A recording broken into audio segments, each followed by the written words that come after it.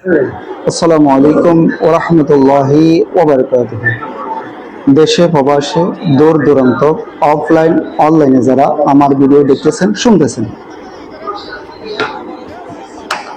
গতকাল আমি ব্যবসার জন্য আমার মরিয়নগর অফিস থেকে বের হয়ে 5টার দিকে আমি জিসির মোড় অফিসে যাই।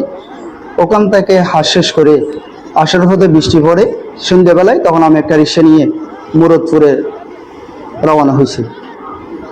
যখন বদরাড়ে মোড়ে আসলাম, দেখা যাচ্ছে যে বিজয় মেলা হচ্ছে, ওখানে হাজার হাজার মানুষ আসা যাওয়া করতেছে।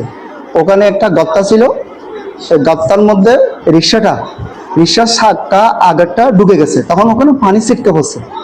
পানি ছিটকা পড়ার পর ওই ড্রাইভারকে ওনারা মারধর করতেছে। তখন আমি গাড়ির উপর বসা ছিলাম। তখন আমি চিন্তা করলাম, কিরে এই মানুষটা তো নির্দোষী, মানে মারতেছে কেন? তো আমি প্রতিবাদ করতে গেছি। প্রতিবাদ করতে গিয়ে দেখে ওনাকে ছেড়ে দিয়ে আমার কলার ধরে, আমার ফানজামি ধরে আমাকে গাড়িতে ছেড়ে নামিয়ে আমাকে কুশি লাথি আমাকে অদ্ভুত মারধর করতেছে। তখন আমি ঠিক করতেছি, আমাকে বাঁচাও, আমাকে বাঁচাও, আমাকে এভাবে মারধর করতেছে। আমি ওনাদেরকে চিনি না। তখন ফতসারি আমাকে রক্ষা করছে। এরপরে আমাকে রক্ষা করার পর আমাকে থানা নিয়ে গেছে। থানা নিয়ে যাওয়ার পর সবাই গেছে, যাওয়ার পর ওখানে একটা সিদ্ধান্ত করছে, আমাকে আসতে বলছে। আমি আমার স্যারকে নিয়ে গেছি। নিয়ে পরে স্যারে কি করছে, স্যারের সাথে কথা বলে আমাকে নিয়ে আসছে। ওনারা কোথায় গেছে আমি জানি না, কিন্তু দেখা যাচ্ছে যে আজকের দিনে এই ভিডিওটা সারা পৃথিবীর ওয়ার্ল্ডের মধ্যে ছড়া দিছে আমি নাকি অনৈতিক কাজে জড়িত।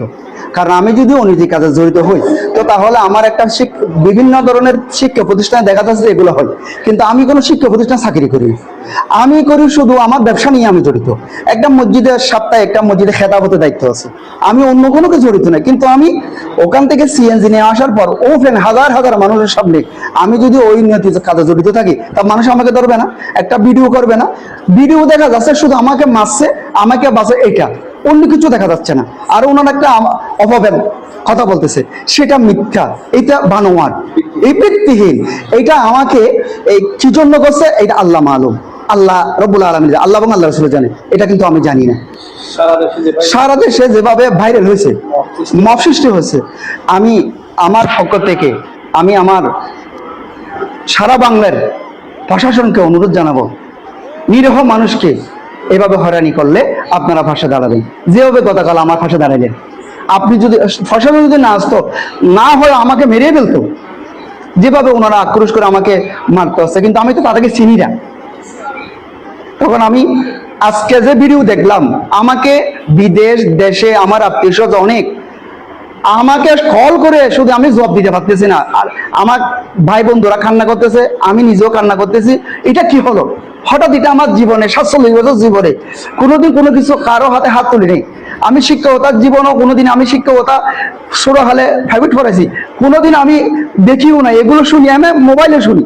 কিন্তু আমার উপর যে এত বড় অপবাদ দিবে, আমি এটা আল্লাহ এবং আল্লাহ রাসূলের সাক্ষী রাখে সারা পৃথিবীর মানুষকে আমি, আমার জন্য যে আপনারা কষ্ট করেছেন, আপনারা যে আমার ভিডিও দেখে মন খানতেছে, বিদেশ থেকে যারা দেখতেছেন, দেশে যারা আছেন, তারা আমাকে সান্ত্বনা দেওয়ার জন্য বিভিন্ন ধরনের কল করে, ভাই আপনারা আপনার সুস্থ আছেন কিনা, ভাই আপনি সুস্থ আছেন কিনা। আমি সবাইকে হাসি মুখে বিদায় দিচ্ছি, আমি ভালো আছি ভাই, আমার কোনো সমস্যা হয় নাই।